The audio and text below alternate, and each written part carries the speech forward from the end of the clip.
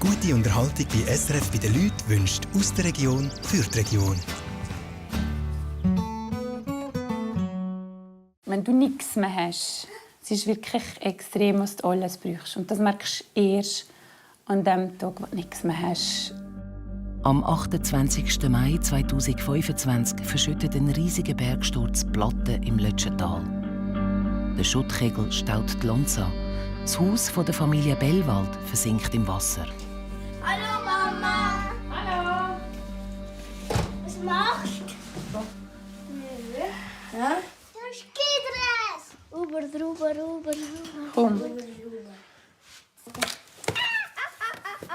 So, warte, lauf. Die Handschäfer, du Aaron! Also komm, erzähl mal zuerst, nicht alles Schau aus mal meine Handschäfer! Ja. Natural Sports Underwear. Hast du das Unterwäsche? Ja, das ist für unten. Unterwäsche. Ja, kann ich nicht. Das kannst du probieren. Tschüss. Hast du gesehen, wie ich Puff? Wusch! Oder nicht du auch? Sonst habe ich das Gefühl, hier, wo wir leben, brauchst du einfach einen guten Skidress. Das war jetzt ein Tierjahrschaffe. Das ist Freude, glaube ich. Yeah! Cool. Du, das passt ja super. Gerade das Foto von oben oben. Yeah! Ja, der Kinder, der wäre es verräumen. Oh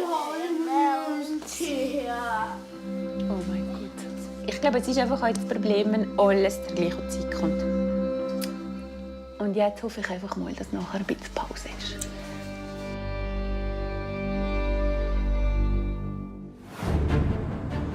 Der Kosovo war 3 Jahre lang die Heimat von Tobias Eisert.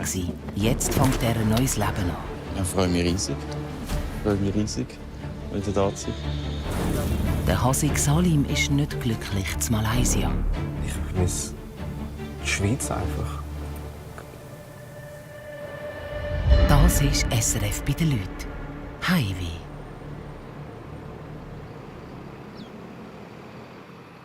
Wenn es wirklich nicht möglich ist für uns, wieder in die Schweiz zurückzugehen, das Allerbeste, was wir machen könnten, wäre einfach Geld sammeln.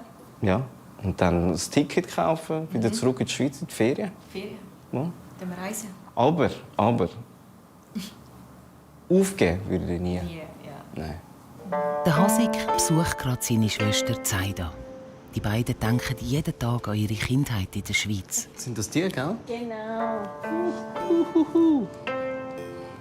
Das wird lustig. Ja. Das wird lustig. Ich habe schon lange nicht mehr reingeschaut. Von 2 bis 18 hat der Hasik in Zermatt und in Winterthur gelebt. Einfach Erinnerst du dich noch an den Moment, also am ersten Tag? Also, als wir angekommen sind? Ich kann mich nur an eins noch erinnern. An dem ersten Tag, als ich angekommen bin, hat mich Papi in den Schnee gerührt. Und ich habe es nicht lustig gefunden. Ich habe dann einfach die ganze Kühle da. Ah ja, das ist doch das Restaurant, wo Papi Wo geschafft hat, Papi gell? gearbeitet hat. Ja, genau. Die erste Restaurant/Hotel. Du bist auch der erste Malaysianer. Ja, er ist der erste Malaysier in Zermatt.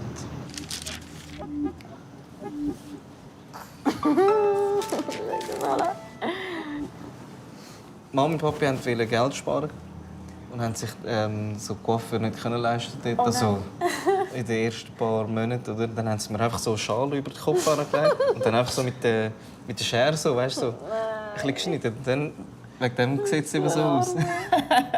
Und das haben sie noch ein paar Jahre so weitergemacht. Im Fall.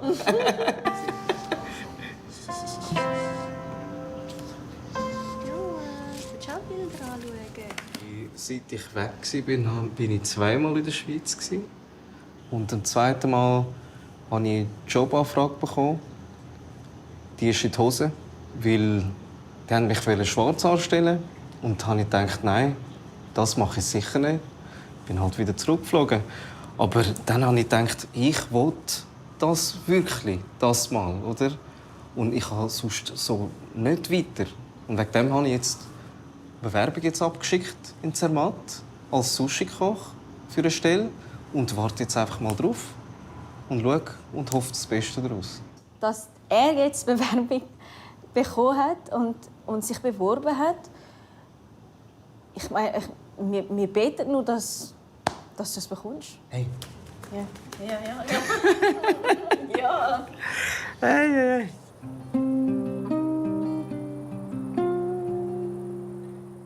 Weil ich eigentlich die bin, die mega organisiert ist, also wo so Bescheid weiss, was will ich an meiner Hochzeit oder wie soll mein Kind heißen, und ich schaue weit in die Zukunft. Aber ich muss sagen, jetzt beim Zügeln ist er der, wo mir alle geschrieben hat, hey, ich habe da ein neues Regal gefunden oder passt der Fernseher echt rein oder können wir das Sofa kaufen? Und er ist einmal so ein bisschen eifrig darauf, dass wir jetzt eben so ein bisschen das neu haben und dieses neu haben. Und ich sage mir immer, jetzt müssen wir ein bisschen bremsen. Wir schauen zuerst mal, wie es aussieht mit der Farbe in der Wohnung, was wir übernehmen können. Und dann können wir noch schauen, was wir noch brauchen. Seit einem Jahr sind der Tobias und Stefanie ein Paar. Bis jetzt haben sie eine Fernbeziehung gehabt. Seit ein paar Tagen ist der Tobias zurück aus dem Kosovo und jetzt wollen sie in die erste gemeinsame Wohnung zügeln.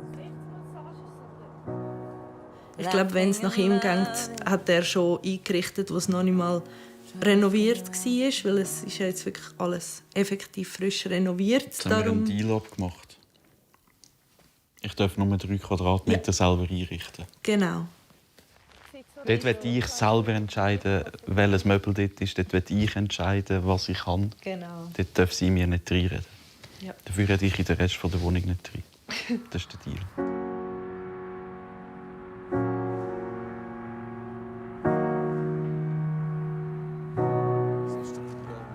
Family dinners and family trees, teaching the kids to say thank you and please, knowing if we stay together that things will be right.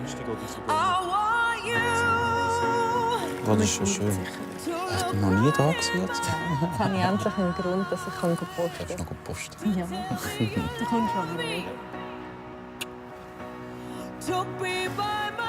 Was freust du dich? Auf was ich mich freue? Was freust du dich? Einfach jetzt mal daheim in der Schweiz sein, mit dir sein, meine Familie wieder zu haben, auch Kollegen täglich zu sehen. Ich brauche definitiv jemanden, der für mich da ist. Und ich weiss, dass ich diese Person im Tobi gefunden habe. Und jetzt freue ich mich natürlich darauf, wenn er dann auch wirklich um ist und da ist. Und ich glaube einfach, ja, das allgemeine Beieinander sein, dass es wie irgendwo durch selbstverständlich wird, dass man immer miteinander ist. Ich glaube, auf das freue ich mich am meisten. Is that alright? Is that alright?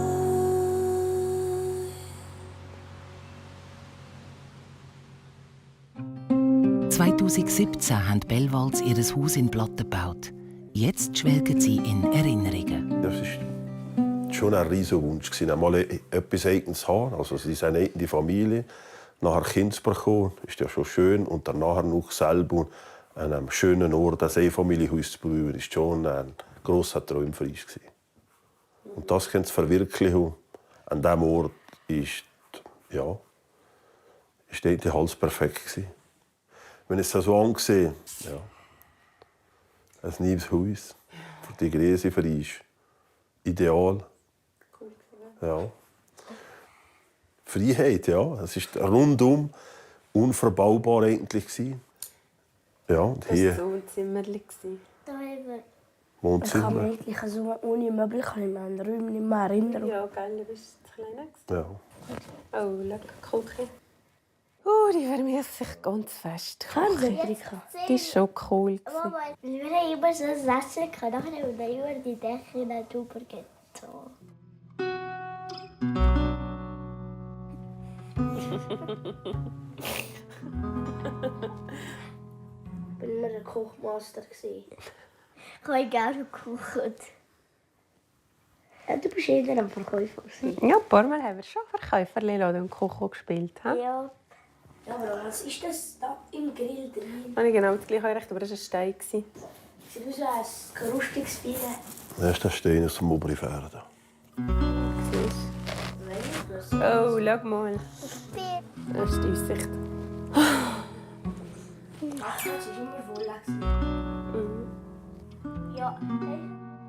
Ich schaue auf dem Nattel alte Bilder, wenn möglich, nicht an. Es ist perfekt, es war schön. Jetzt ist halt das so. Jetzt ist halt so, gell?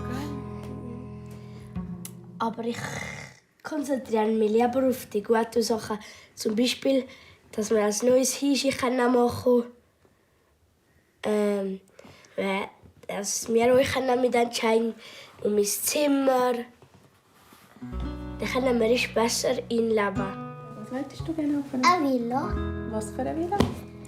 Eine Villa, wo ein Rutschbahn im Haus hat. Und ein Trampolin. Ja, das Trampolin darf nicht viel. Ich bin eigentlich immer die denkt, du musst einfach in die Zukunft schauen und denken, irgendwie geht es weiter. Es muss weitergehen. Und irgendwas wird schaffen, wer das?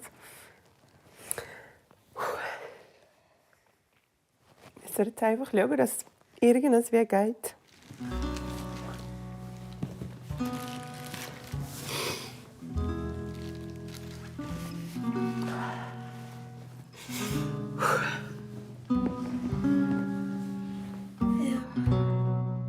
Es ist auch einfach jetzt, wo wir den neuen Anfang haben in unserer Beziehung irgendwo durch, ist auch für mich oder auch für den Tobi ist es ein guter Moment, um auch mit der Umgebung, also jetzt mit der Wohnung quasi neu zu starten, an einem Ort, wo noch niemand gewohnt hat von uns beiden. Heute bekommen Stefanie und der Tobias die Schlüssel für ihre neue Wohnung zu Bar. Ah ja. Bist du ready? Mhm. Ich merke es super. Nervös. Sehr nervös. Gehen wir mal rauf.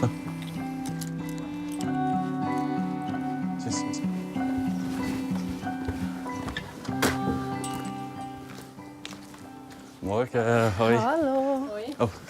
Hoi, hallo. Hoi, hallo. So, herzlich willkommen. Danke vielmals. Oh, wow.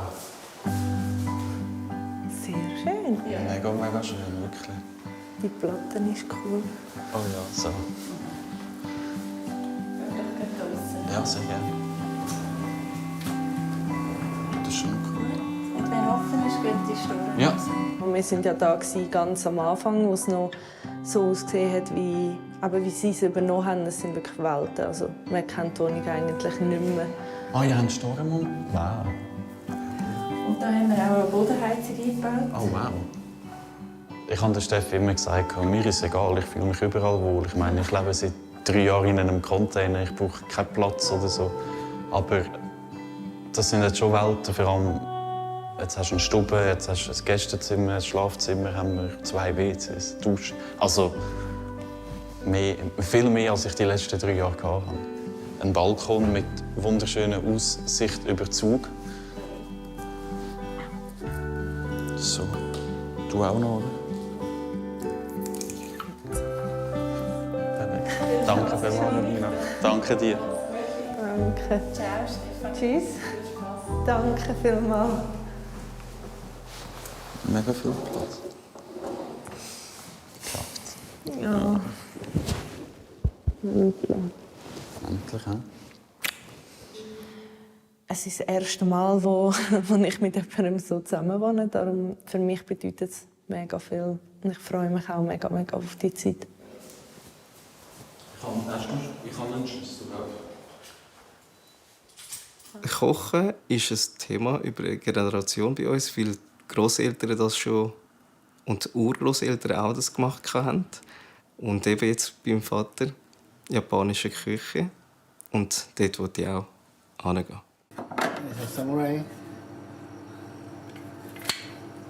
Der Salim ist schweizweit ein bekannter Sushi-Koch. In Zermatt ist der 56-Jährige eine Institution. Das ist auch der Grund, warum er wieder zurück in die Schweiz kommen vor 3 Jahren. Das filigrane Handwerk vom Sushi-Machen hat er auch am Hasik, seinem Sohn, weitergegeben. Mit einem Job für ihn in der Schweiz hat es bis jetzt aber nicht geklappt. Very sad to hear. 3 days ago. Ich bin traurig. Vor 3 Tagen habe ich erfahren, dass dem Hasik seine Bewerbung ist abgelehnt wurde. Die Chefs wollen keine Ausländer aus Drittstaaten anstellen. Sie bevorzugen Schweizer oder EU-Bürger. Ich bin fest enttäuscht, so wie der Hasik auch. Ich habe ihm gesagt, ich kann nichts mehr machen. Ich habe jetzt wirklich schon alles probiert, ihn hierher zu holen. Als sein Vater wollte ich ihn hierher bringen.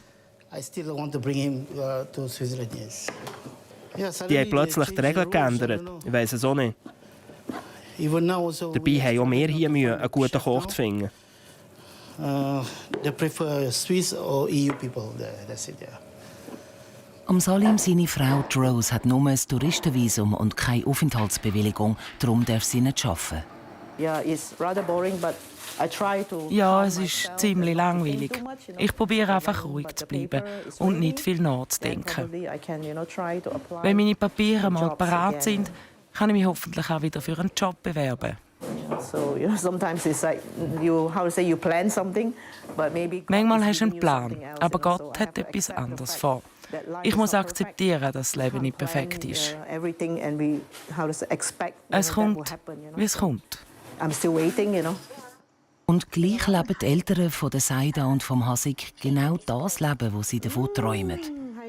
Ihre Chancen, permanent zurück in die Schweiz zu kommen, sind winzig. Der Kontakt zum Enkel beschränkt sich auf die täglichen Videocalls. Hallo, Moshi. Wie geht's dir gut? Super, so herzlich. Grandpa have to work now. Jetzt muss der Großvater aber zurück in die Küche. Du kannst noch mit der Großmutter weiter telefonieren. Alright. Ciao, ich liebe dich. Ich wünschte mir einfach, sie wären da, bei uns. Aber was soll ich machen? Wir sind so weit voneinander entfernt. Ich vermisse sie jeden Tag.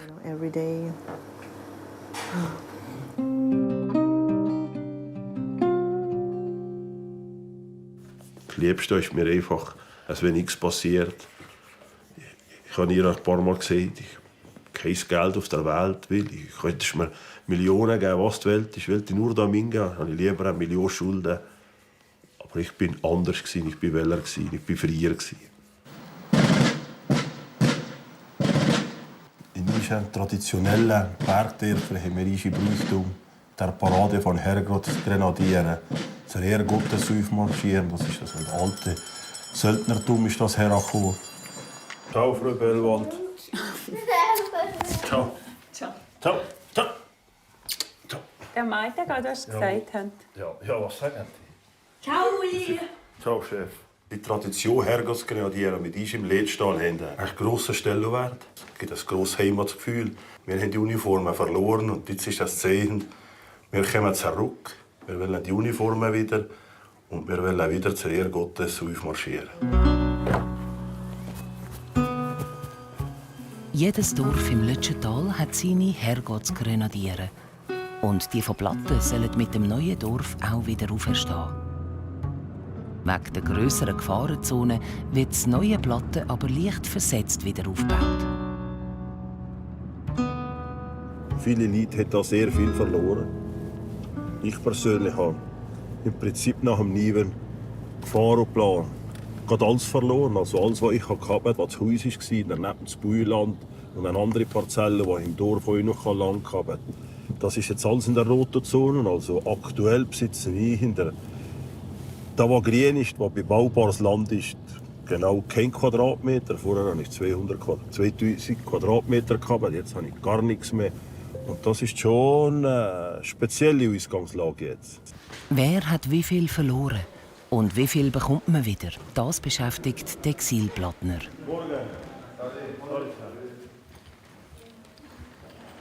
Nebenbei wird Mass genommen für die neue Uniform. Ja, also die Leute, die wir ja hier treffen, sind ja von denen 300, die man sagen kann. Oder eben euch. Er, der jetzt da ist, euch das Elternhaus hat verloren. Ja.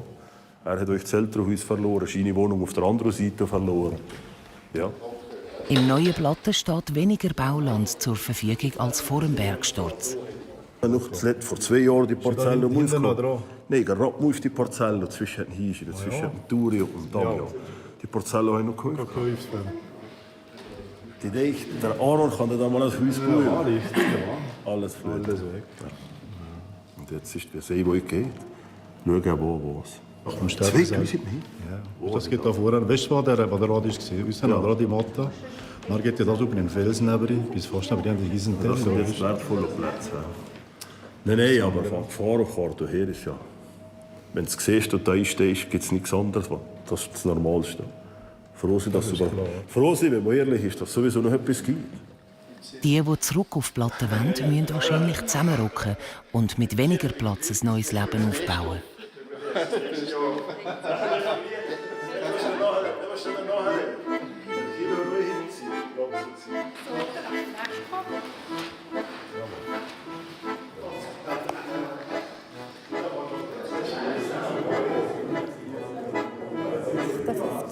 Okay, wieder runter.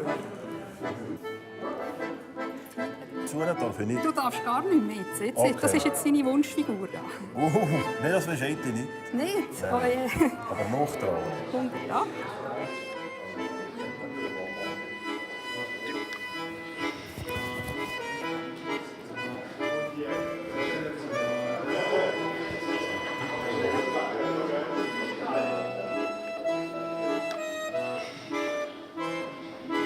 Es sind hier gerade Bilder von euch. Alter Mainz-Fender war. Ich bin 11 Jahre euch Mainz-Fender auf der Platte.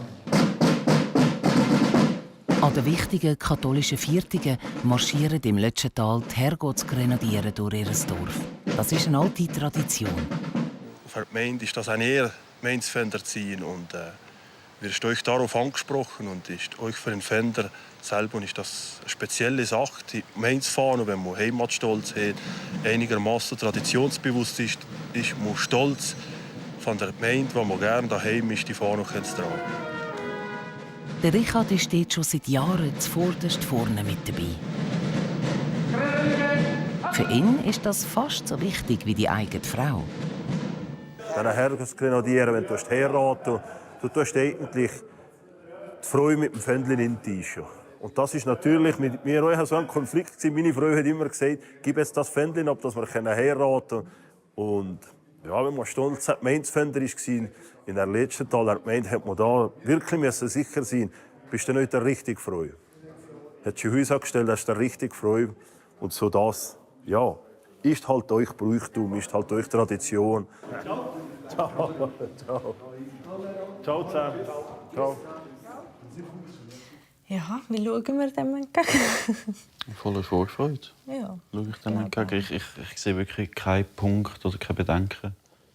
Ich meine, auch jetzt, wir haben sehr viel telefoniert, wir sind oft zusammen unterwegs. Wir sind auch sonst schon 24/7 aneinander geklebt. Also. Und ich kenne Triggerpunkte von Steffi und sie von mir und die meidet man. Und außer mir will sie mal ausspielen. Nein. Aber nein. Einfach. Ich glaube, unsere Beziehung, wir können da sehr, sagen wir, humorvoll an diese Sachen auch. Ja, also gut, sind momentan noch. Jetzt sehen wir, wie es dann auf die lange Sicht aussieht. Ja. Das Ziel heute ist auf jeden Fall einfach mal zuerst das Bett. Das ist Prio 1, weil wir halt die Nacht schon in der neuen Wohnung schlafen wollen und dann bräuchten wir das Bett dort. Die Beine nehmen recht viel Platz. Ja, ist schon gut. Das bringen wir schon. Dann müssen wir schauen mit dem Sofa noch, weißt du. Ist gut? Tipptopp selber. Auch lange nicht mehr gesehen. Ja. Ich komme eben nicht... Auseinanderschlagen oder so. Auseinanderschlagen, die Wahrheit. Steffi killt mich. Ich da jetzt einfach Schrauben random am lösen. Wir gehen uns mal, ist gut. Ah, du bist noch da. Ja, wir kommen auch wieder, oder? Ja, kein Stress. Habe ich schon gedacht. Ich und Rino arbeiten das schon irgendwie. Ich glaube, wir sind alle froh, wenn es wirklich einfach durch ist. Darum probieren wir jetzt wirklich so schnell, so viel wie möglich einfach zu packen. Ja. Irgendwie ist da noch ein bisschen verschraubt und ich weiß nicht, wo es verschraubt ist. Aber ich finde es schön, dass ich kenne Steffi ja auch schon länger.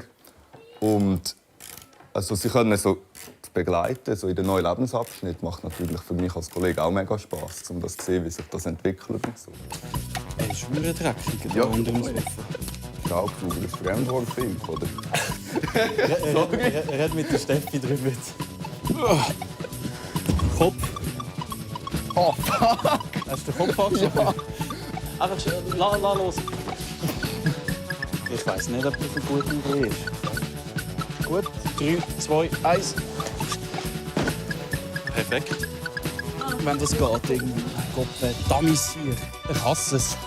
Also nächstes Mal das Zügel unternehmen. Für etwas gibt es die. Nein, wir sind wie Amateure da gerade. Wie Idioten. Die scheiß Matratze ist das los. Ja, es geht.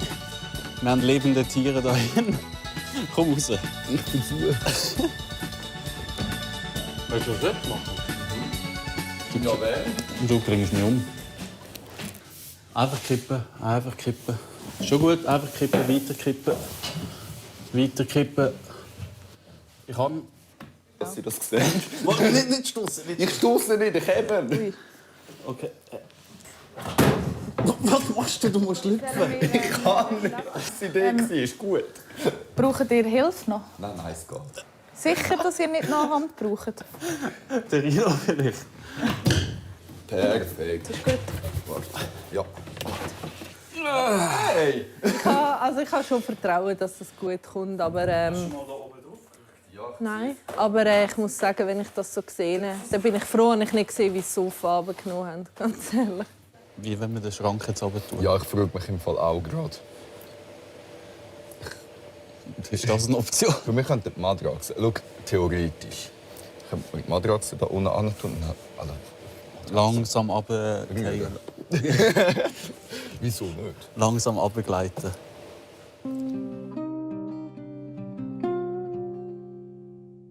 Er ist für mich eine ganz spezielle Person. Der Simpson. Er war immer für mich da.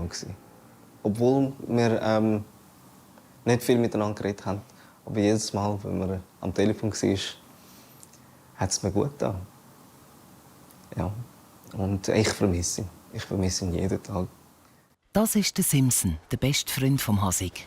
Die zwei kennen sich seit ihrer Jugend und haben die Winterthur viel zusammen erlebt. Ja, es ist schwierig. Eben. Weil im Herzen ist für mich ganz klar, gehört der Hasig da an. Er ist der grösste Bünzli, den ich kenne.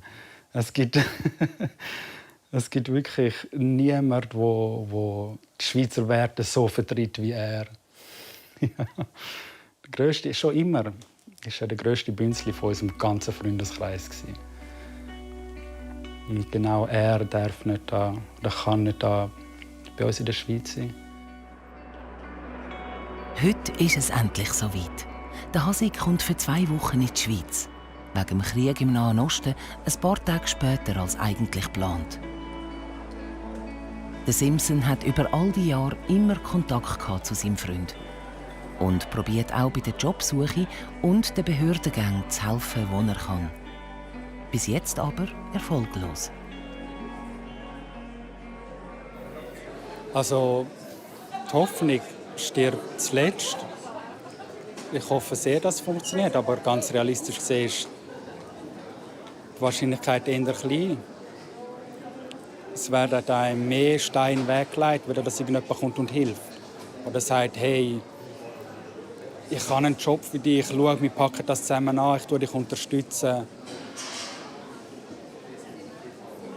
Ja, realistisch gesehen ist es sehr unwahrscheinlich, dass es wirklich funktioniert. Dass die ganze Idee mit einen Job finden, hier in die Schweiz kommen, hier bleiben können. Wir sind jetzt lange dran, haben viel gemacht und es sieht trotzdem trist aus. Jetzt kommt er gerade an in der Schweiz. Er ist am Landen.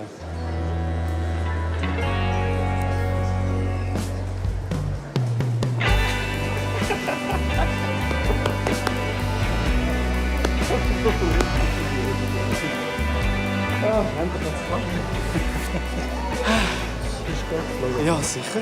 Alles gut. Hey, Bro.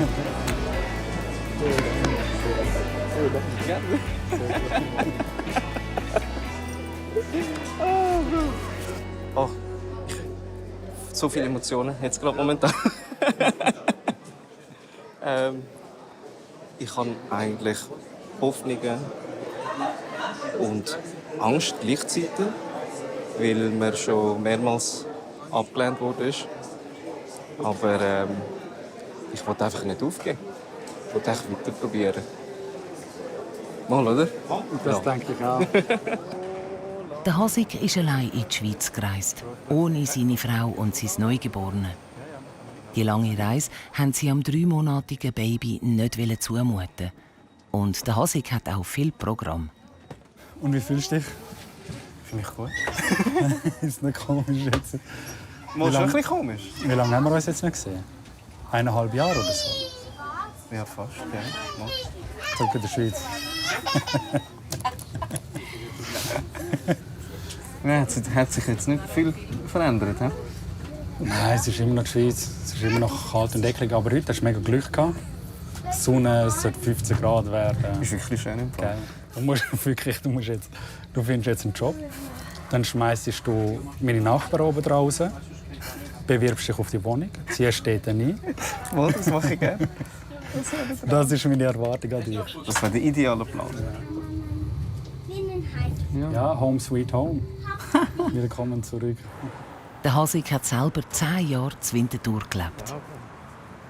Das ist das. Ja, hat sich nicht viel verändert. Ja, wirklich nicht. Und ja, schau, das ist mein Lieblingsdöner. Ich bin immer da gekommen, wo ich noch ganz jung war. Ja. Und den Besitzer kenne ich, die Asis, aber ich glaube, er schafft es heute nicht. Ich habe immer gratis Döner bekommen.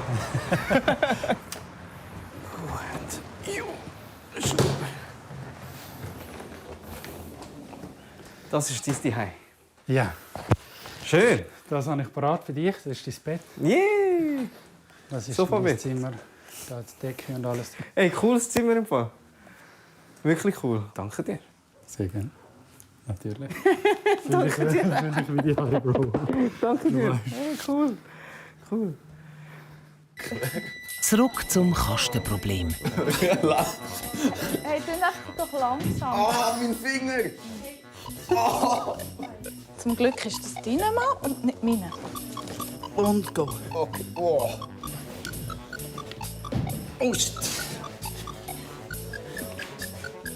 Geschafft! Vielleicht besser gewesen als die Balkonidee. Beim Zügeln helfen Freunde und Familie. Daumen drücken, dass es gut kommt, tun sie alle. Ja, wir hoffen jetzt, dass es klappt. Das ist natürlich etwas ganz anderes, jetzt so nahe beieinander wie vorher mit einer Fernbeziehung.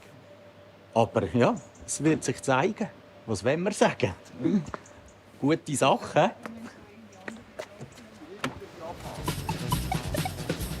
Die neue Wohnung zu Bar ist nicht weit weg vom alten Wohnort in Zug. In gut 10 Minuten ist man dort.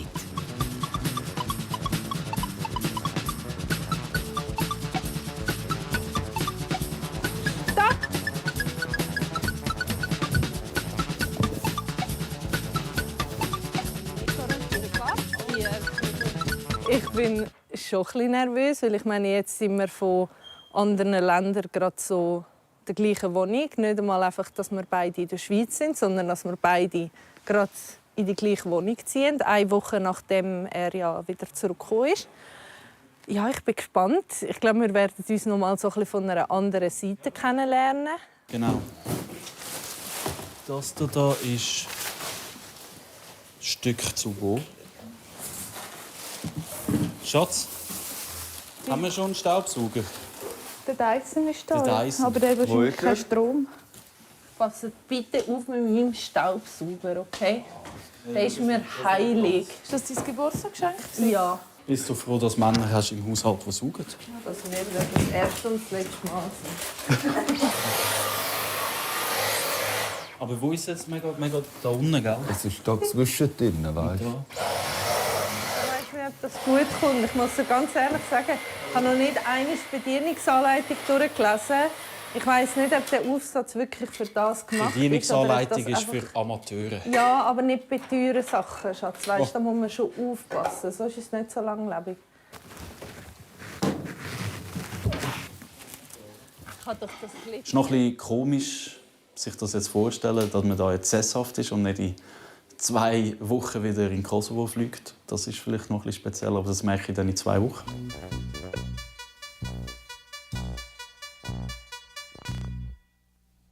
Adventszeit ist ja, irgendwie probiere ich es, irgendwie, aber nein, es ist noch nicht doch.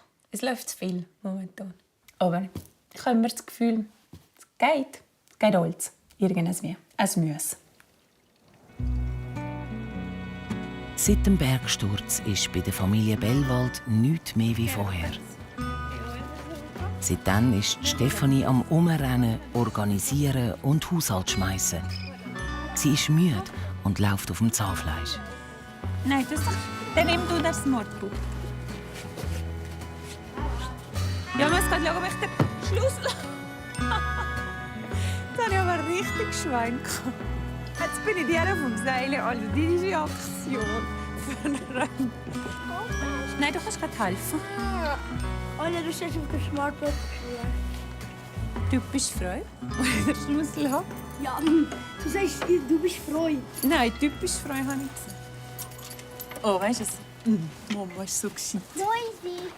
Dann einfach gerade hier neben der Waschmaschine durch. Momentan ist alles nicht easy, aber ich denke immer, wenn ich sehe, wie es anderen geht. Die haben euch ihren Rucksack jetzt tragen und jetzt müssen halt wir einfach euch wie durch. Und irgendwann scheint euch die Sonne wieder. Der Sock kann ich super in den Hand. Als wäre ihr Rucksack nicht schon genug gross und schwer, macht Stefanie auch noch etwas anderes zu arbeiten. Der Papa hat Bescheid bekommen, dass er krank ist, dass er Krebs hat und dass er jetzt eine Therapie machen muss, Chemotherapie. Und ja, das ist schwierig. Wenn es denen liegt, fährt Stefanie fast jeden Tag noch ins Tal auf Steg zu ihren Eltern. Heute liegt das nicht drin.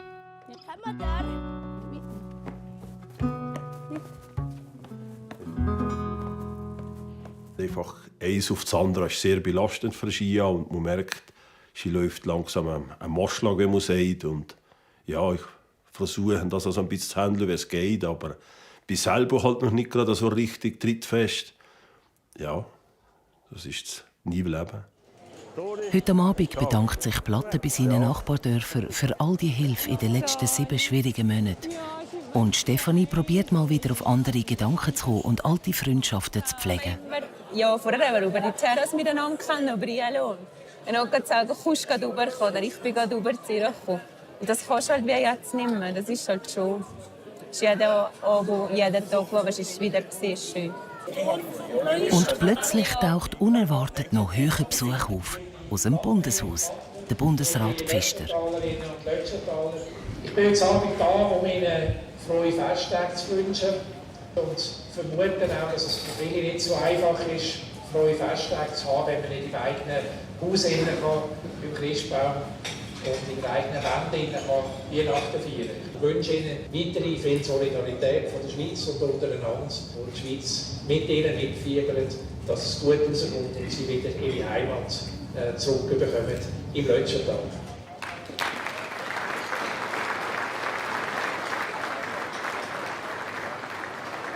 Und was fehlt jetzt noch im Wallis zu einem richtigen Dorfanlass? Genau. Ja.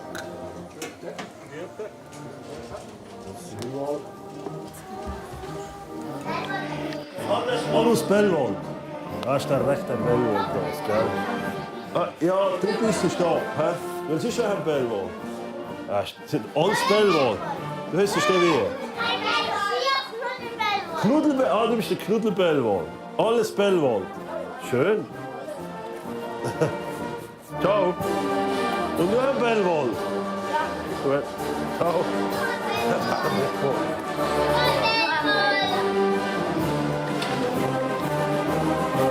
Bekannte Gesichter treffen, zusammensitzen und vom Gleichen reden.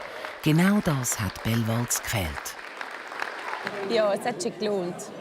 Vor allem schon, weil ich die Rache getroffen habe. Wir beide haben es immer gehört. Das habe ich gefühlt. Freundschaft immer ist.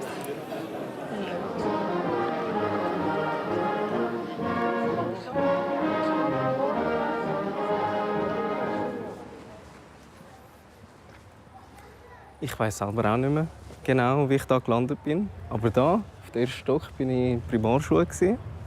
Als Familie von Zermatt weggezogen und als einziger Asiat. Es war schwierig, mich damals da anzupassen. Als Kind, das nicht richtig Deutsch konnte am Anfang. Weil ich aus Zermatt gekommen bin, habe ich Walliser Deutsch geredet. Es war ein bisschen schwierig, mit den Zürcher Kindern zu kommunizieren. Auf seinen ersten Abend in der Schweiz hat sich der Hasik schon lange gefreut. Er hat eine Klassenzusammenkunft. Danke, dass ihr gekommen seid. Hey, geht's gut? Hasik, willkommen! Dankeschön. Schön, dich wieder gesehen. Ja, ihr habt euch nicht verändert. Nur ein paar Jahre älter. Ja, das war älter, weißt du. Ja. Ein bisschen, wie sagt man das? Falten. Ja, aber sonst... Skandal. Hey, nein, es freut mich wirklich. Was mich berührt an diesem heutigen Treffen ist, dass sie extra mich besuchen gekommen sind. Hier zu Winterthur, obwohl die meisten da gar nicht mehr wohnen und dass sie die Zeit genommen haben. Ist es okay, wenn ich da sitze? Ist gut? Ich glaube einfach nicht, dass ihr jetzt alle da sind, oder? Vor allem die 3, die ich seit 16 Jahren nicht mehr gesehen habe. Du warst ja unten, sie ist ja mich besuchen von 2018. Ja, 2 Wochen. Genau. Und es war warm. Es war extrem warm. Ich war mega müde mit Atmen. Ja. Sehr viel. Aber so wie man sieht, du lebst ja nicht schlecht in Malaysia. Also, wir sehen es zwar ja nur von den Social Media, aber ich glaube, du lebst ja nicht schlecht dort. Also, ich würde sagen, ja, finanziell lebe ich nicht schlecht. Das ist gut, alles. Aber ja, ich habe mich versucht, in Malaysia sozusagen zu integrieren. Und irgendwie, nach all diesen Jahren hat es trotzdem nicht geklappt. Weißt? Vielleicht ist es eben so, weil ich ja in der Schweiz aufgewachsen bin. Weißt? Die Mentalität her ist alles wirklich völlig anders. Und ich bin nie gut zusammengekommen mit den Leuten von unten. Klassisch bruschetta. Euch geht's gut, oder? Absolut. Das freut mich. Und du? Bist du happy? Ich bin happy, dass ich jetzt da bin, aber ich weiss, also ich muss dann wieder in 2 Wochen wieder zurück. Wenn ich ganz ehrlich bin ich auch ganz klein neidisch, weil ihr die Lehre abschliessen konnte und da in der Schweiz weiter leben können. Aber mit den Jahren also, habe ich einfach versucht, aufs Positive zu schauen. Ohne in Malaysia zurückzugehen, würde ich meine Frau nicht kennenlernen, würde ich mein Kind nicht haben. Und ja, ich versuche einfach das Positive daran zu denken. Klar, also die ultimative Ziel wäre für mich, wieder da zurückzukommen. Der Tobias ist jetzt seit gut 2 Monaten zurück in der Schweiz.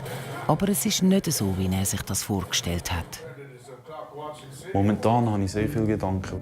Vor allem ist der Gedanke, ich bin da nichts wert. Und im Einsatz bin ich etwas wert. Und ich würde lügen, würde ich sagen, nach 2 Monaten in der Schweiz habe ich schon sehr oft mit dem Gedanken gespielt, wieder zu gehen.